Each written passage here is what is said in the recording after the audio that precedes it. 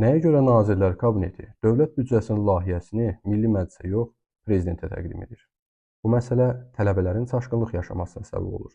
Belə ki, Konstitusiyanın 95-ci maddəsindən bizə məlum olur ki, dövlət büdcəsini Milli Məclis təsdiq edir. Lakin 119-cu maddədə isə öyrənirik ki, dövlət büdcəsinin layihəsini Nazirlər Kabineti hazırlayır və bu layihəni Prezidentə təqdim edir.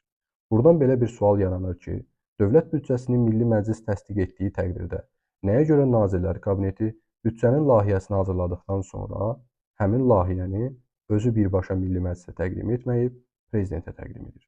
Gəlin bu məsələnin səbəbinə baxaq. Milli Məclis dövlət büdcəsinin təsdiq edilməsi ilə bağlı qanun qəbul edir. Lakin hər bir qanun qəbul edilməzdən əvvəl onun layihəsi Milli Məclisdə müzakirəyə təqdim olunur.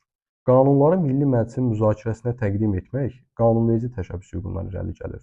Nazirlər Kabineti isə qanunverici təşəbbüs hüququna malik deyil. Qanunvericilik təşəbbüs hüququna malik olmayan heç bir subyekt Milli Məclisin müzakirəsinə qanun layihəsini təqdim edə bilməz. Məhz bu səbəbdən də Nazirlər Kabineti dövlət büdcəsinin layihəsini hazırlasa da, həmin layihəni Milli Məclisin müzakirəsinə təqdim edə bilmir. Bu səbəbdən də onu Prezidentə təqdim edir.